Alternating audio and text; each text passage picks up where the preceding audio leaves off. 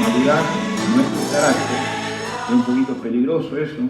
Entonces las pruebas nos van a perturbar en cualquier momento. Si estimamos lo material, si estimamos lo físico más que lo espiritual, entonces no podemos, en este caso, tener el sumo gozo, que en el versículo 2 dice: hermanos míos, tened por sumo gozo.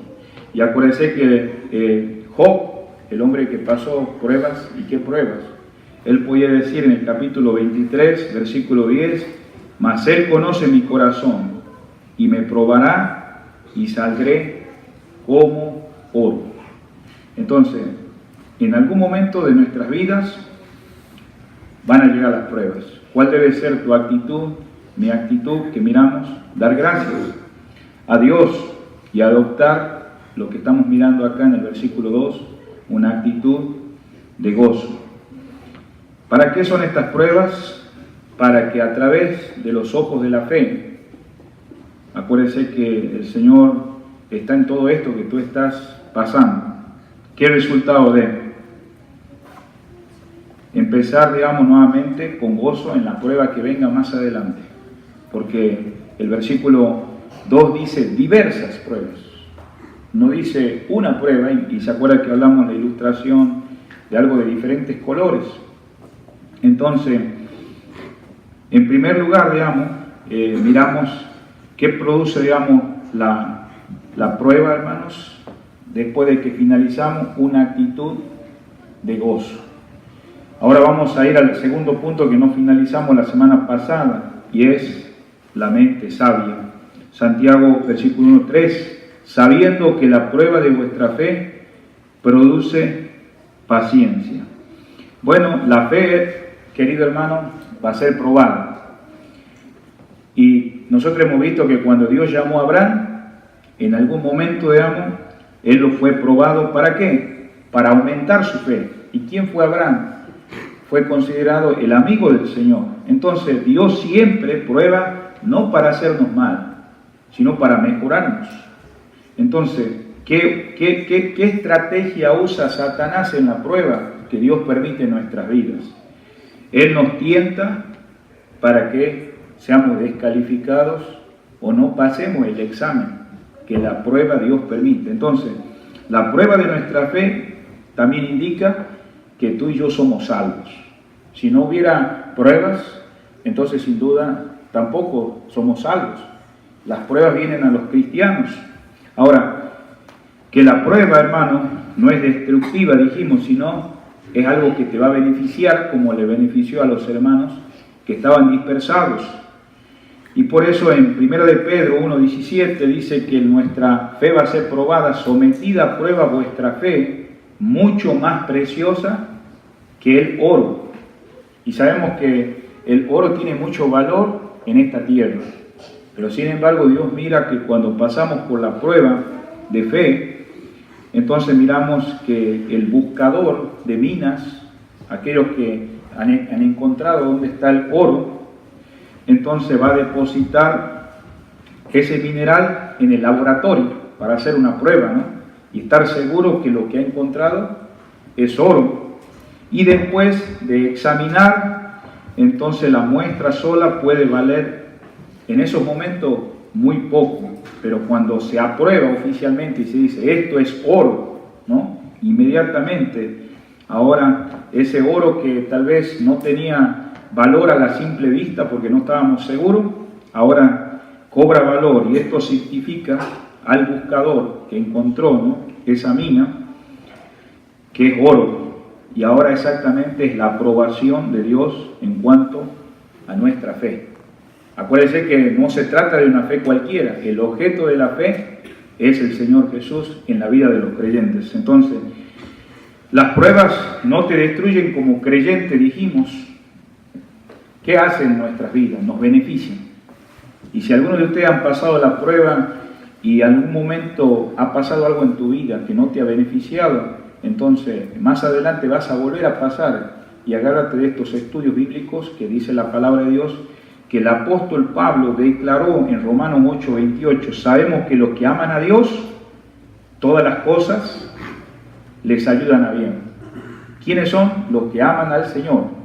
Por eso es importante que como hijos del Señor no dejes de amar al Señor en cualquier circunstancia. Eso involucra en tiempos difíciles, pero también en tiempos donde tú ves que las cosas están bajo la protección de Dios, porque siempre le está protegiendo, en pruebas o no pruebas. Y por eso Él dice acá, todas las cosas nos ayudan a bien. Y por favor en 2 Corintios 4:17 habla esta leve tribulación momentánea produce en nosotros un cada vez más excelente y eterno peso de gloria. Esta leve, que dice, o esta temporal tribulación. O sea que así como Dios la permite en nuestra vida, no va a ser para siempre, va a ser temporal. Pero sabemos, hermanos, que esto hace que como creyentes, según 2 Corintios 4:17, las pruebas nos ayuden a madurar. Usted sabe que el mundo sin Cristo pasa dificultades, pasa problemas, pero no hay una madurez. ¿Por qué no hay una madurez? Porque sin duda todavía no han nacido de nuevo. Pero en los hijos del Señor, hermano, ¿qué es lo que Dios desea obrar en nuestras vidas? Usted se ha puesto a pensar, estamos mirando el versículo 3, sabiendo que la prueba de vuestra fe produce paciencia. Entonces, sin duda, vamos con un objetivo, y es obtener sabiduría del Señor. Entonces, la paciencia, la firmeza, o sea, es la habilidad de nosotros poder continuar en medio de las dificultades. Si no hay paciencia, entonces no vamos a pasar la prueba de fe, porque cuando inmediatamente viene la desesperación, que es normal que venga a tu vida, entonces así como estás entrando en esa prueba, querés salir. Pero ¿qué va a pasar si no tenés la paciencia? No vas a poder llegar al final.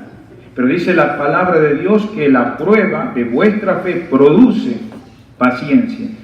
Por eso es importante no solo esto, sino que también debemos gloriarnos en las tribulaciones, como dice en Romanos capítulo 5, versículo 3, y termina diciendo, sabiendo que la tribulación produce, ¿qué dice? Paciencia.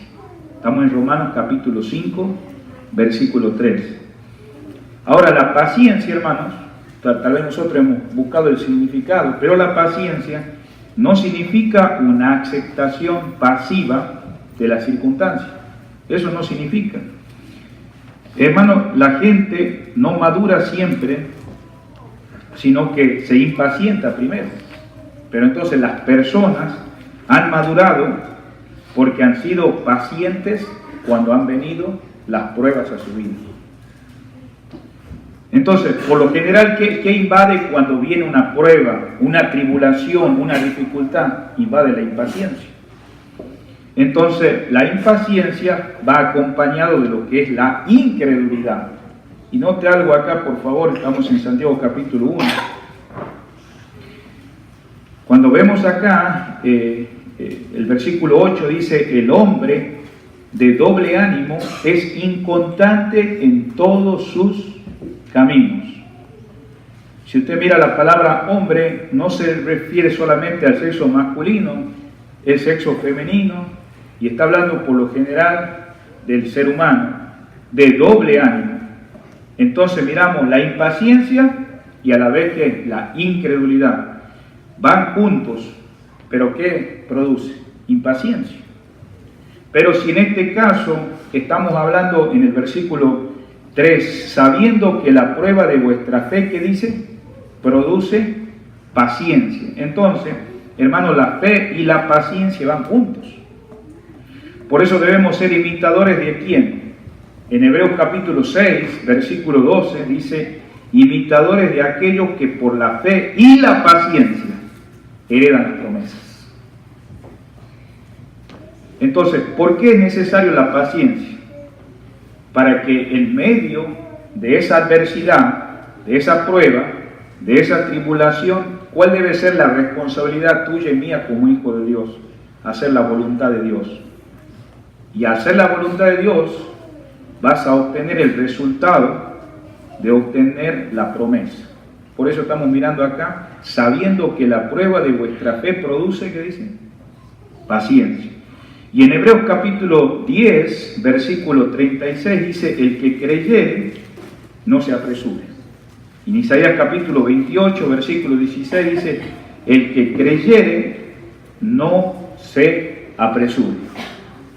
Sabemos que el mundo reina la prisa, la impaciencia, las cosas rápidas, pero Dios quiere hacernos pacientes, hermanos. Y es por eso que estamos en el segundo punto, claro, acerca de qué, de obtener sabiduría, ¿no? De obtener la sabiduría. Dios quiere hacernos pacientes, por esto es la clave para las demás bendiciones que vienen por delante. Si ustedes en este momento vamos a ver un niño, si el niño no aprende paciencia, o sea, más adelante no va a aprender otras cosas porque no tiene ese tiempo de querer empezar a aprender, a escuchar, y cuando el creyente, hermano, aprende a esperar en el Señor, entonces Dios puede hacer grandes cosas por él. Podamos un ejemplo. Ustedes han leído el Antiguo Testamento. Dijimos hace un momentito que fue Abraham probado por Dios, ¿no?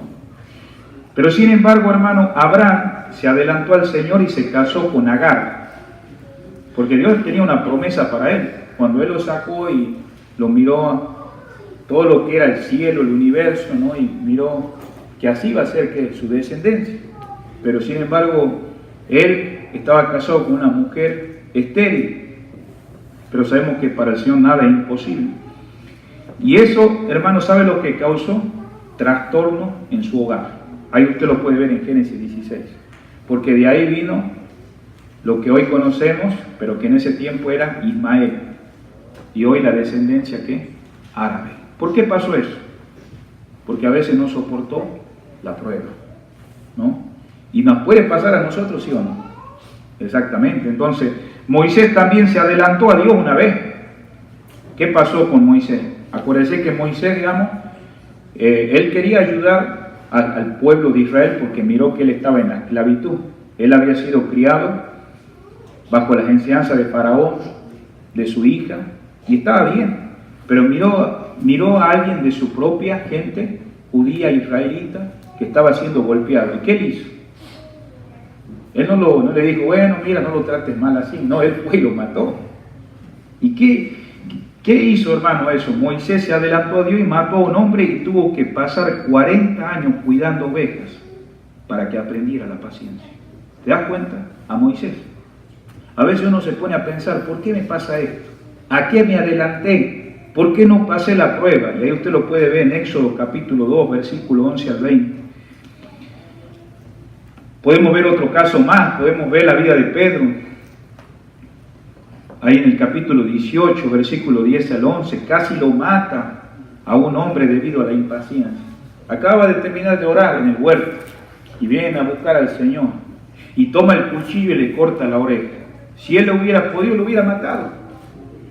Hermanos, tal vez nosotros no nos ubicamos en este asunto, pero necesitamos sabiduría. La única manera en que el Señor puede perfeccionar, hermano, la paciencia, que es un carácter maravilloso, hermano, en nuestra vida, es a base de ¿qué? De pruebas.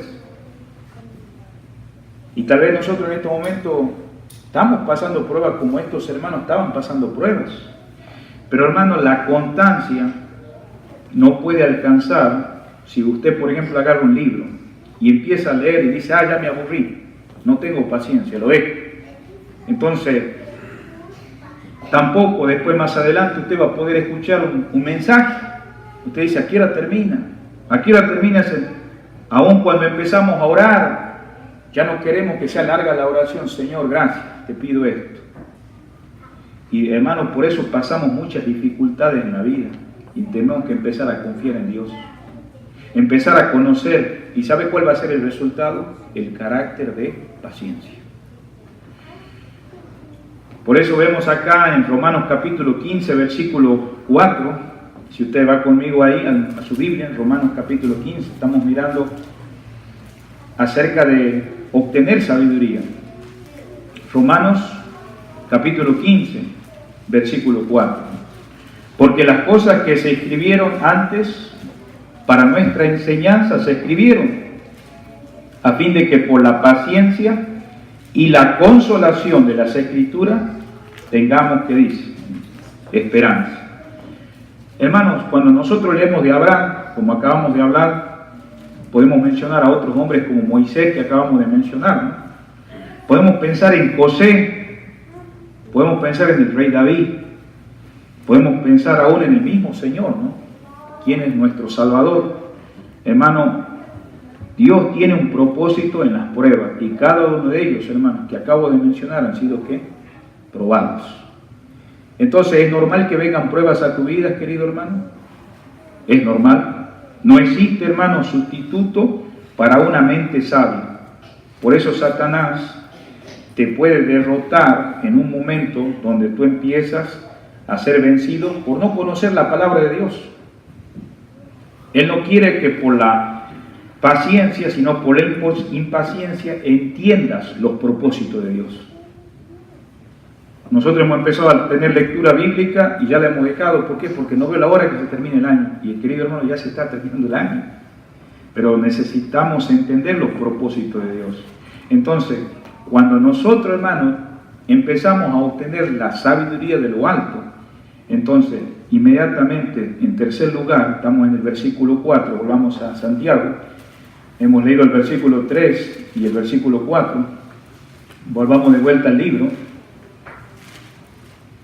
Mas tenga la paciencia, dice, su obra completa. Cualquiera diría, bueno, ya se terminó, ya tenemos la sabiduría, pero dice su obra completa, para que seáis, que dice, perfectos y cabales.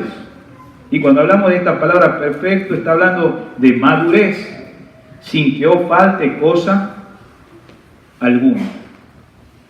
Y en este tercer punto, hermanos, lo que está el apóstol Santiago enfatizando, hermano, es que Dios no puede mejorar nuestro carácter a menos que pongamos nuestra parte.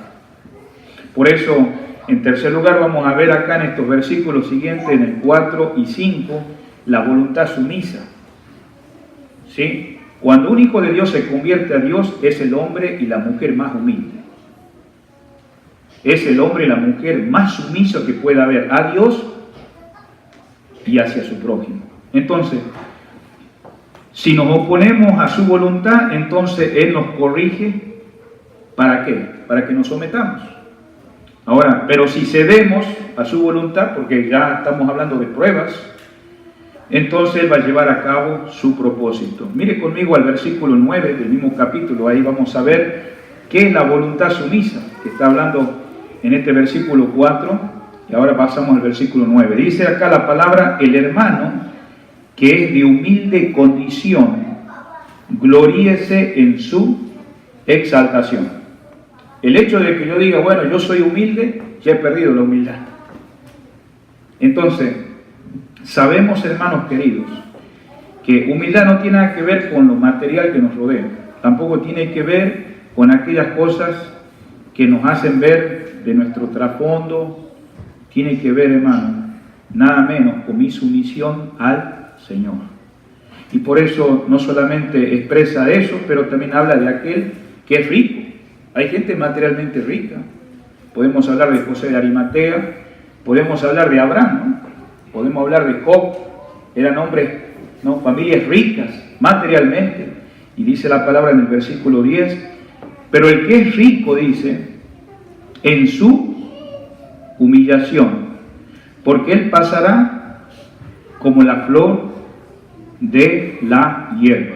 Entonces, miramos claramente a través de estos versículos que hay gente materialmente en humilde condición, pero también hay gente rica materialmente, pero en ambos lados, sea rico materialmente o sea humilde materialmente. ¿Qué es lo que resalta acá? La sumisión, la humildad. Versículo 11. ¿Por qué? Porque cuando sale el sol con calor abrasador, la hierba se seca. Esta es una ilustración. Su flor se cae y perece su hermosa apariencia. Así también se marchitará el rico en todas sus empresas. No está acá dando una maldición, sino expresando el pasar, ¿no?, del ser humano. Todo esto es temporal y sin duda nada de esto, hermano, va a ser permanente, es pasajero. Entonces ahora en el versículo 2 resalta, versículo 12, bienaventurado el varón que soporta la tentación. ¿Y cuándo viene la tentación? Cuando hay pruebas. Porque cuando haya resistido la prueba, ¿y por qué no dice acá, bienaventurado el varón que soporta la prueba? Es porque está clarificando que en la prueba, en algún tiempo bien difícil que pasan los creyentes, va a haber la tentación. Y aquí dice en el versículo 12, porque cuando haya resistido la prueba, recibirá la corona de vida que Dios ha prometido a los que le aman. O sea, notemos, digamos, que en esto, hermano, Él no está satisfecho con un trabajo a medio. Por eso leemos el versículo 4. Mas tenga la paciencia su obra completa. Cualquiera diría, bueno, ya tengo la sabiduría, ahora ya tengo la paciencia. ¿Por qué? Porque tengo la paciencia de oír su palabra, tengo la paciencia de entender los propósitos de Dios. Pero querido hermano, Dios todavía tiene que seguir obrando en una obra que dice completa. Ahí lo dice el versículo 4. La paciencia dice su obra completa. Entonces el Señor, hermano, Él no está satisfecho con un trabajo a media, sino que quiere un trabajo completo. Y lo que ha comenzado haciendo en tu vida lo va a completar. Desea un producto que esté completo y maduro. ¿Cuál es la meta de Dios, hermanos, en tu vida y en mi vida? Es que, hermano, nuestra vida vaya hacia la madurez. Sería una tragedia acá, los padres que están acá con sus hijos, porque yo sé que acá hay padres que tienen hijos adolescentes, algunos recién nacidos, otros que están entrando ya a los 8 o 9 años. Pero ¿qué te parecería de un padre que tuviera ya un hijo de 30, 35 años y que en este caso no ha crecido? Hermanos, sería una tragedia que nuestros niños permanecieran bebés. ¿Ah? Sería algo terrible que todos estos niños que en un momento fueron niños pasaran 35 años y todavía estuvieran siendo bebés. Hermano, ¿no nos da gusto verlos crecer? Claro que sí, pero también acuérdese que la madurez implica muchos peligros para llegar a esa madurez. Y a veces vienen sorpresas, ¿no?, en ese crecimiento. Entonces, muchos creyentes, mirando acá el versículo 4, cuando dice acá, la paciencia es su obra completa para que seáis perfectos y cabales. Muchos creyentes se esconden de los problemas de la vida. No me pasa nada, está todo bien, a cualquiera le pasa. Y como consecuencia, ¿sabe lo que sucede? Nunca madura. Por eso es fácil decir, ¿cómo está usted? Está todo bien, no pasa nada. Tal vez perdió el trabajo, perdió su matrimonio, tiene problemas de depresión, tiene situaciones, digamos, internos y no comparte con nadie. Pero sin embargo, digamos, esas cosas que creyentes esconden en su vida, los problemas, que tal vez otros no lo saben, pero Dios lo sabe.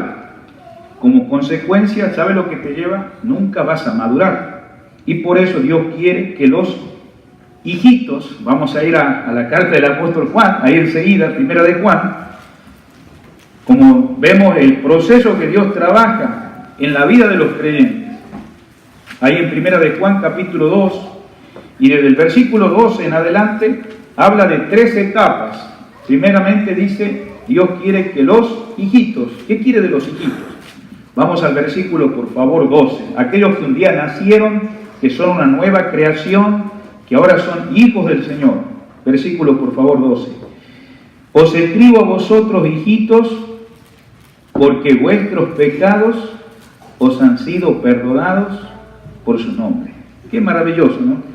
Han sido perdonados por su nombre. Vemos acá que el Señor quiere que maduremos en el asunto de entender, afirmarnos acerca del perdón del Señor hacia nuestras vidas. Acuérdense que los discípulos le preguntaron al Señor, aumentanos la fe, y les acababa de enseñar acerca de perdonar a quién, a su enemigo. Les preguntó, ¿hasta cuántas veces tengo que perdonar? Y el Señor le clarificó cuántas veces. Y ya después le habló de esa prueba que ellos iban a enfrentar un día, que iban a decir a un monte moverse, pero ya el Señor le estaba poniendo los principios claros.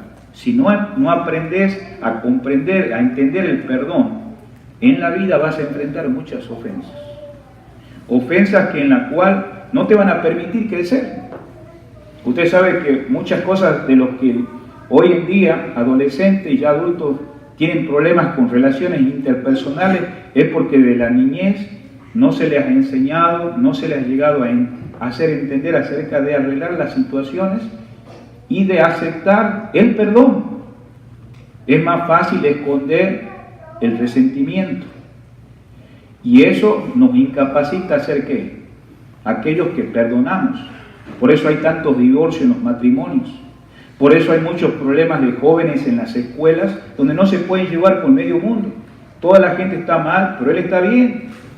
Y por eso miramos en las Escrituras que hay un proceso de crecimiento en el cristiano, como dice acá, hijitos. Pero también habla de jóvenes. Vamos a ir un poquito más adelante. Estamos en la carta del apóstol Juan, en primera de Juan. Y dice la palabra del Señor en el versículo 13: os escribo a vosotros padres, porque conocéis al que es desde el principio. Os escribo a vosotros jóvenes, porque habéis vencido al maligno. Os escribo a vosotros hijitos, porque habéis conocido al Padre. Miramos hasta el versículo 14, el que sigue, y miramos que expresa, primeramente acabamos de ver hijitos, vemos que en los jóvenes, no está hablando de la juventud física, está hablando de la vida espiritual, del proceso que Dios trabaja a través de pruebas, y que dice acá: os escribo a vosotros jóvenes, porque habéis vencido ¿a quién? Al maligno. Sin duda, digamos, en medio de las pruebas, dice: bienaventurado el varón que resiste, que dice la tentación. La victoria no la puedes vencer sin el Señor. Es claro, hermanos, que debemos ir camino a una madurez, y dice acá: de hijitos llegan a ser jóvenes, y de jóvenes llegan a ser padres.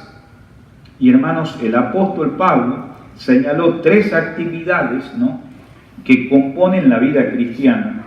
Miren conmigo al libro de Efesios 2, Efesios capítulo 2, versículo 8 al 10. Esta carta el apóstol escribe de ánimo a los hermanos de la iglesia de Éfeso, ya que era una iglesia que amaba a Dios y que amaba también al prójimo. Y dice acá en el versículo 8, por favor, de Efesios. Sé que en algunas ocasiones nosotros mostramos estos pasajes para ver que la salvación es por la gracia de Dios. Pero vamos a ver acá 3 componentes de la vida cristiana que Pablo señaló en las etapas de crecimiento, de tener una voluntad sumisa, una voluntad rendida al Señor. Dice la palabra de Dios así: porque por gracia sois salvos por medio de la fe. Y esto no de vosotros, pues es don de Dios. No por obras, para que nadie se gloríe. Versículo 10. Porque somos hechura suya, creados en Cristo Jesús para buenas obras, las cuales Dios preparó de antemano para que anduviésemos en ello. La primera cosa que miramos acá es lo que Dios hace por nosotros. ¿Y dónde lo vemos eso? Miramos en los versículos 8 y 9, que claramente por gracia somos salvos. Vemos acá que lo que Dios hace por nosotros nos provee la salvación. Pero también Jesucristo completó esta obra ¿en dónde? En la cruz. Por eso volvemos al versículo ahí que dice claramente: y esto no es de vosotros, pues es don de Dios. ¿Quién es ese don?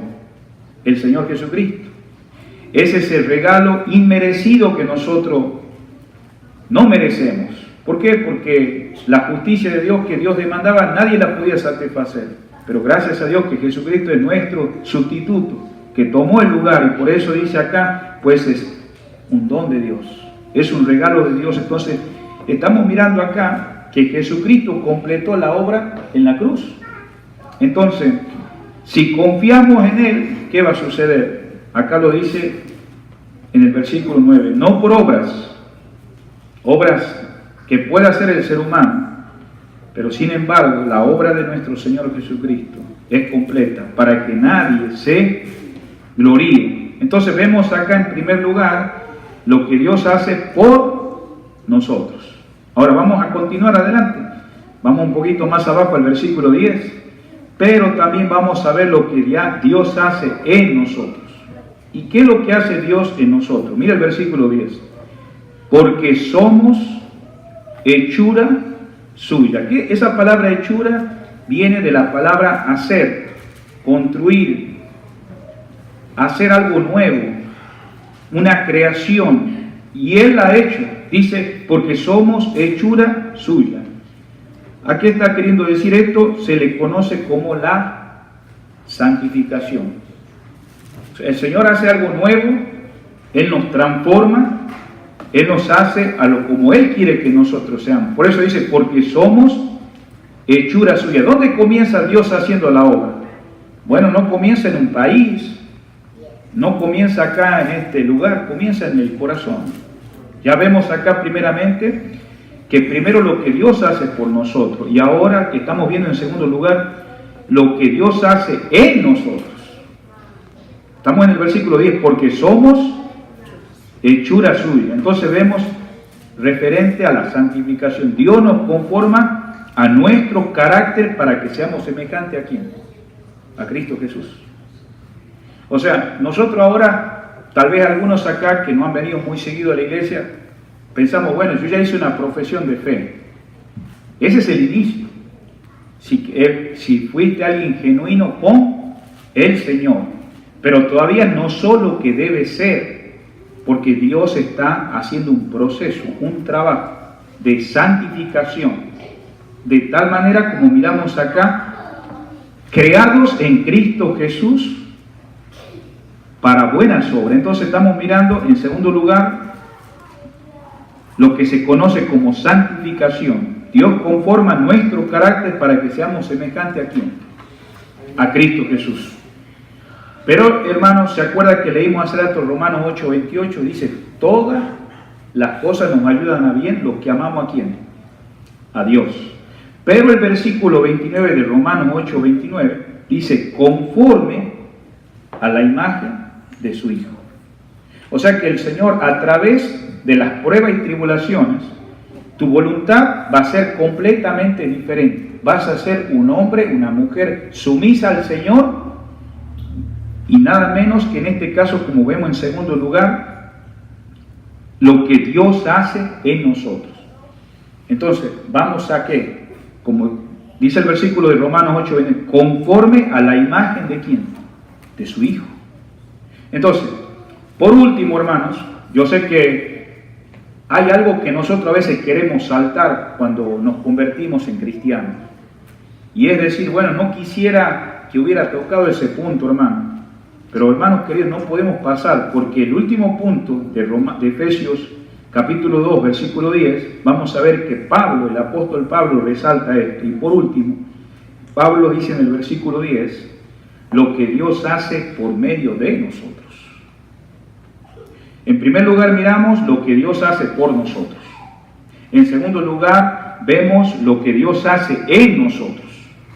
Y en el versículo 10 dice, vuelve ahora a tratar lo que Dios hace por medio de nosotros. ¿Y cómo lo miramos? Mira acá, en el versículo 10, las cuales Dios preparó de antemano para que anduviésemos en ella. Entonces, vemos lo que Dios hace por medio de nosotros, nuestro servicio. Somos creados en Cristo Jesús para buenas obras. Hermanos, si Dios cambia el carácter de una persona antes que lo llame a un servicio, va a tener que pasar por ese proceso. Y estamos tocando el tercer punto que el apóstol Santiago dice que él hace una obra que dice completa. No estamos hablando de servicio como un misionero en el extranjero, estamos hablando lo que Dios hace por nosotros. Si hemos entendido la obra del Señor Jesucristo a favor nuestro, de ser nuestro sustituto, nuestro reconciliador, el que murió en la cruz del Calvario para hacernos ¿qué? Una nueva creación. Si nosotros nos rendimos a Él y decimos, ven, Señor, a mi vida, toma el control, te entrego todo, mi voluntad, mis posesiones, todo mi ser. ¿Por qué? Porque he entendido, ¿no?, lo que Dios ha hecho por nosotros. En segundo lugar, hemos visto lo que Dios hace en nosotros. Sabemos que en ese proceso, ¿hacia dónde vas? Para reflejar la imagen de nuestro Señor Jesucristo. Y por último, estamos mirando lo que Dios hace por medio de nosotros. Dios cambia el carácter de una persona antes que lo llame a su servicio. Por eso estamos viendo la sumisión, la voluntad de sumisión. Él debe primero obrar en nosotros, queridos hermanos y jóvenes, antes de que pueda obrar por medio de nosotros. Si Él va a estar luchando con alguien que no acepta el proceso, que no está de acuerdo con las pruebas, esa persona jamás va a poder, en este caso, viendo la interpretación bíblica, que pueda hacer algo Dios por medio de Él. Él debe primero obrar en nosotros, antes de que pueda obrar por medio de nosotros. Vamos a poner un ejemplo, ¿sí? En primer lugar, Dios pasó 25 años obrando en Abraham antes de darle su hijo prometido.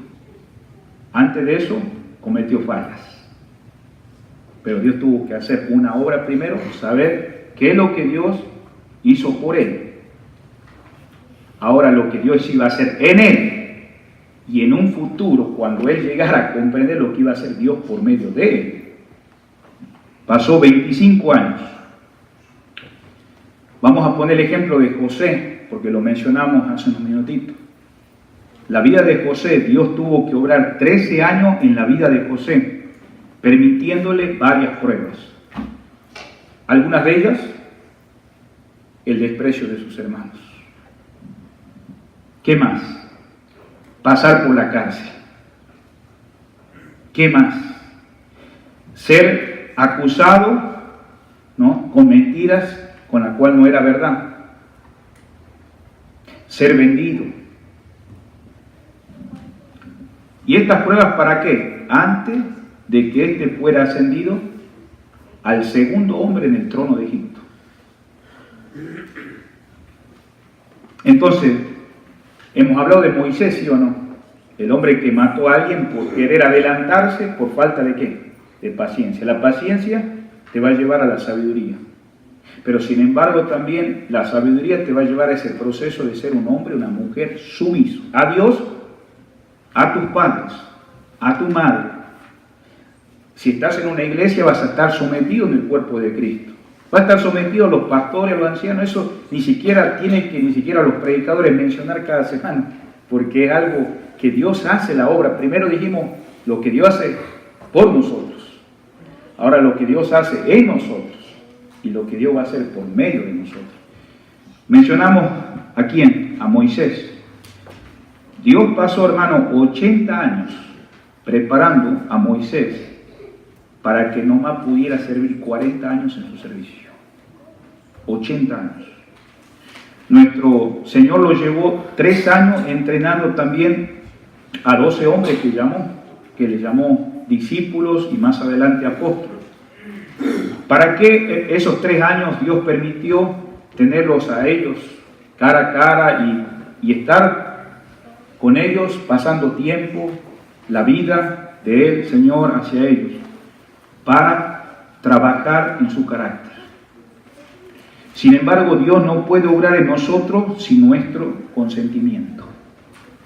Y por eso se nos requiere sumisión. Señor, haz la obra en mí. Ya no quiero pelear contigo. Me rindo completamente. Sin embargo, como dijimos, hermanos, Dios no puede hacer algo sin su consentimiento. Entonces, la persona madura no discute los planes de Dios. El inmaduro sí. ¿Por qué, Señor? Si yo tenía el plan de hacer esto en el futuro. No, el maduro no discute los planes de Dios, sino que lo acepta deseosamente. Lo obedece con gozo. Efesios capítulo 6, versículo 6. De corazón.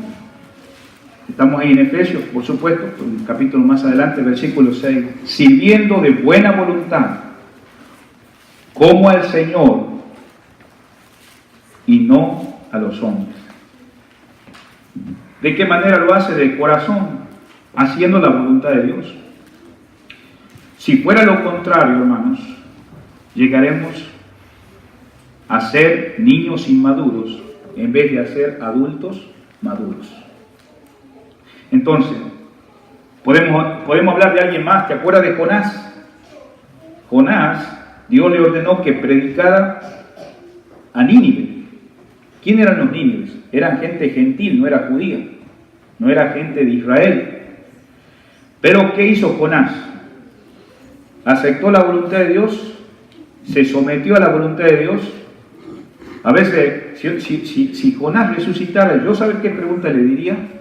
Mira la paciencia que Dios te tuvo, que estabas ahí. Yo te quiero hacer una pregunta. Si tú sabías la voluntad de Dios, ¿por qué hiciste tu voluntad? Le preguntaría a él eso. Y hay algunos, ¿verdad?, que dicen, no, pues yo estoy bien, pero están haciendo lo contrario a la voluntad de Dios. Yo creo que Jonás, siendo un profeta de Dios, y vemos acá que Jonás tenía que predicar a quién, a los gentiles en Nínive, pero Jonás rehusó. ¿Qué tuvo que hacer Dios con Jonás? Tuvo que castigarlo al profeta antes que aceptara la orden. No que se le diera la orden, sino que aceptara la orden. Porque a uno le pueden decir, mira, tienes que hacer esto. Mueve la cabeza, pero no lo voy a hacer adentro. Porque sabemos que el Señor mira la voluntad y la buena voluntad. Entonces, Jonás, ¿qué hizo? No obedeció a Dios de corazón. No le aprovechó esta experiencia. Entonces, vemos acá, ¿por qué decimos que no le aprovechó esta experiencia? Porque sabemos que la historia continuaría si nos ponemos a hablar qué pasó. Jonás se fue en un barco, afectó a los que iban en el barco, terminó dentro de un pescado, ahí se arrepintió, y sí, ahora se fue a predicar, y uno diría, bueno, qué buena voluntad, Jonás. Es que a veces ya cuando ya pasamos por todo, está bien, no, Señor, voy a hacer las cosas, no me queda otra. Pero que perdona, después se va a manifestar que aunque lo hacemos, a veces no lo hacemos de corazón.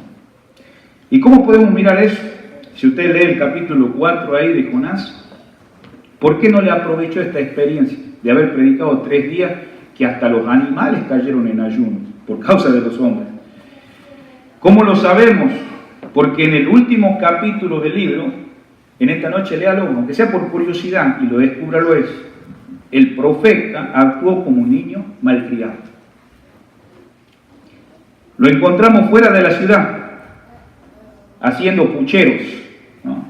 Usted ha visto los niños que hacen pucheros, ¿no? ¿Ha visto? Algunos de ustedes han hecho pucheros cuando eran niños.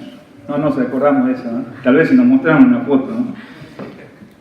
Pero hermano, lo encontramos fuera de la ciudad haciendo puchero, esperando que Dios envíe el castigo sobre Nínive. ¿Quién decidió, digamos, que le mandara el castigo después de predicar 3 días? ¿Por qué pasó eso, hermanos? Porque se impacientó cuando el sol y el viento vinieron sobre esa planta de higuera, y el gusano, ¿verdad?, afectó y hasta se enojó con Dios. Una etapa difícil, hermano, en la madurez, ¿no? ¿En la vida de quién? De Jonás. En Salmo 131, por favor, hermano, Salmo 131. Todo esto estamos hablando, hermanos, porque necesitamos comprender que el Señor nos quiere llevar a una sumisión con Él. En Salmo 131, probablemente en algún momento has leído este pasaje, pero queremos recordar algunas palabras que el salmista escribe acá, en estos versículos. Salmo 131. Jehová no se ha envanecido, mi corazón y mis ojos se enaltecieron, ni anduve en grandeza ni en cosas demasiado sublimes para mí. ¿Quién está escribiendo o quién está haciendo este salmo? El rey David. En verdad que me he comportado y he acallado mi alma, como un niño detestado de su madre. Como un niño detestado está mi alma. Espera, oh Israel, Jehová, desde ahora y para siempre. Hermano, era una etapa difícil en la madurez como dice acá, el ser destetado, hermanos, para el niño. Y en ocasiones, hermanos, también el Señor Dios tiene que alejar a sus hijos de sus cosas, de niños.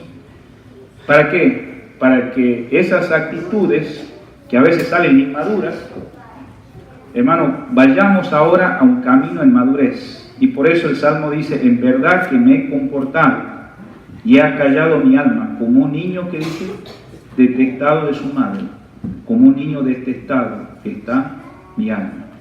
Dios usa, hermano, las pruebas para detestarnos de las cosas, pero si no lo sometemos a Él, ¿qué va a pasar? Seremos aún más inmaduros. Ya basta, hermano, creo que estamos entendiendo esto, hermano. El versículo 9 y 11, volvamos a Santiago, capítulo 1. Estamos finalizando.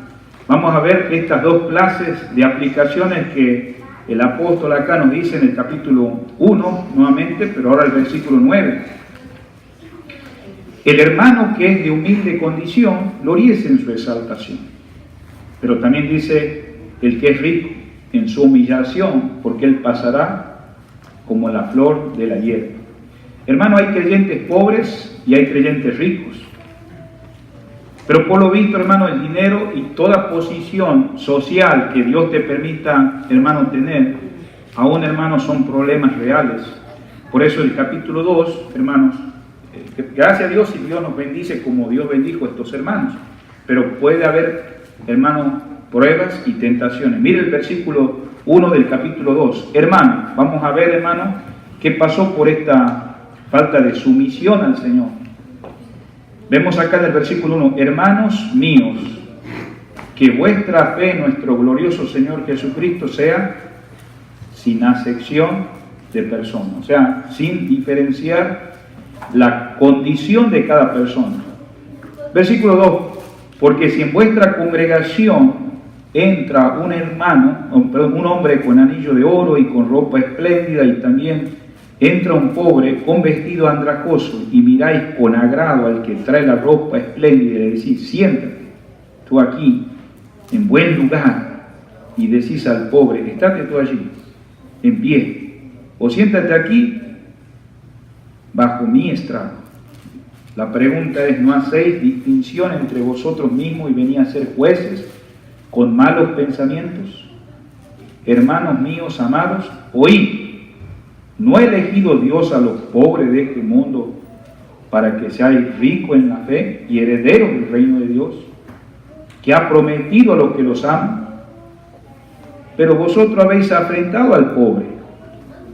¿No os oprimen los ricos y no son ellos los mismos que os arrastran a los tribunales? Y cuando nosotros miramos todo esto, hermano, y entramos al versículo 15, por favor, más abajo, dice, y si un hermano o una hermana están desnudos y tienen necesidad de mantenimiento de cada día, y alguno de vosotros le decís, id en paz, calentaos, saciaos, pero no les dais las cosas que son necesarias para el cuerpo, ¿de qué aprovechan? Y vamos, por favor, hermano, todavía un poquito más abajo al capítulo 4, ahí en el mismo libro de Santiago, versículo 1. ¿De dónde vienen, dice, las guerras y los pleitos entre vosotros? ¿No es de vuestras pasiones las cuales combaten en vuestros miembros? Versículo 2. Codiciáis y no tenéis, matáis y ardéis de envidia, y no podéis alcanzar, combatís y lucháis, pero no tenéis lo que deseáis, porque no pedís. Pedís y no recibís, porque pedís mal para gastar en vuestros deleites. Mira el capítulo 5, por favor, ahí en el mismo apóstol Santiago, versículo 13. ¿Está alguno entre vosotros afligido? Haga oración. ¿Está alguno alegre? Cante alabanza. ¿Está alguno enfermo entre vosotros? Llame a los ancianos de la iglesia, oren por él, ungiéndolo con aceite en el nombre del Señor. Y la oración de fe salvará al enfermo, y el Señor lo levantará, y si hubiere cometido pecado, le serán perdonados. Confesad vuestras ofensas unos a otros, y orad unos por otros para que seáis sanados. La oración eficaz del justo puede mucho. Elías era hombre sujeto a pasiones, semejante a las nuestras, y oró fervientemente para que no lloviese, y no llovió sobre la tierra por 3 años y 6 meses. Y otra vez oró, y el cielo dio lluvia, y la tierra produjo fruto. Cuando miramos todos estos pasajes, hermanos, Santiago escribió a personas que tenían problemas, que estamos mirando, hermanos, y cosas que habían sucedido entre los pobres, los ricos, los dineros y los que no tenían posición. Pero, hermano, vemos acá que las pruebas de Dios, hermano, es de una manera para poder arreglar la situación que hay en una congregación como el apóstol Santiago era pastor. Entonces las pruebas tocan al pobre, pero hermano que es maduro, y esto deja que Dios haga su voluntad de él. ¿Qué hace, hermano, un pobre maduro? Anima y enriquece en la fe a aquel que Dios lo ha bendecido materialmente. Por eso estamos mirando el capítulo 2. ¿Cuál es la responsabilidad de aquel que es pobre? Vemos acá, hermanos, claramente en el versículo que hemos leído del capítulo 2. Versículo 5, hermanos míos, oíd, ¿no ha elegido Dios a los pobres de este mundo para que seáis ricos? ¿Qué dice en la fe? Acuérdense que en la iglesia esta había gente pobre materialmente, pero sin embargo eran humildes, sumisos al Señor. Pero también había ricos materialmente y sumisos al Señor.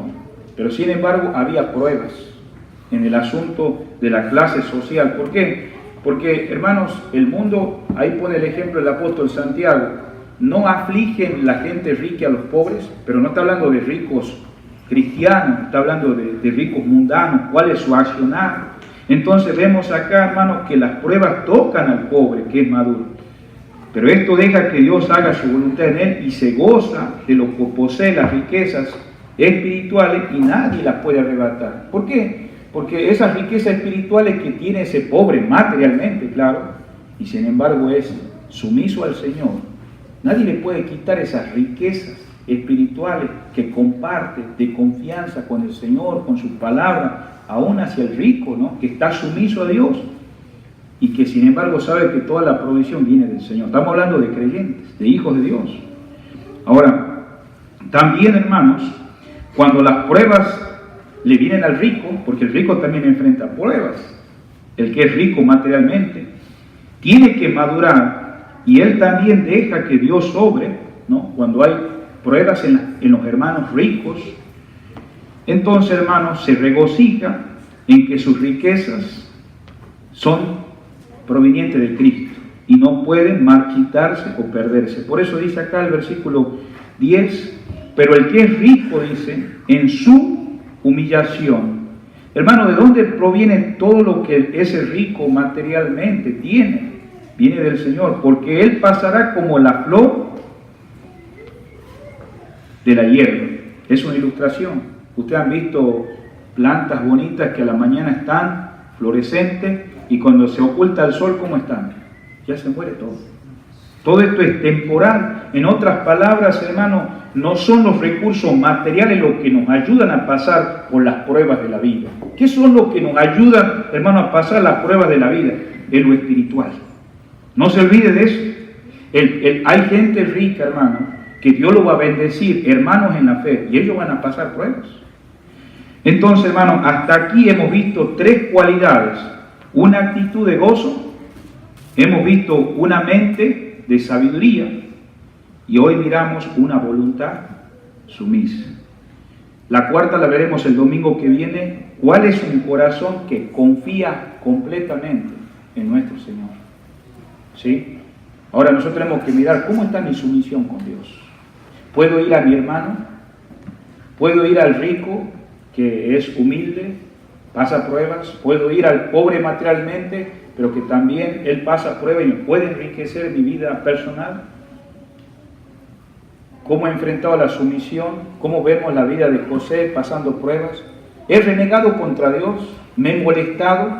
¿Estoy como ese niño detestado peleando?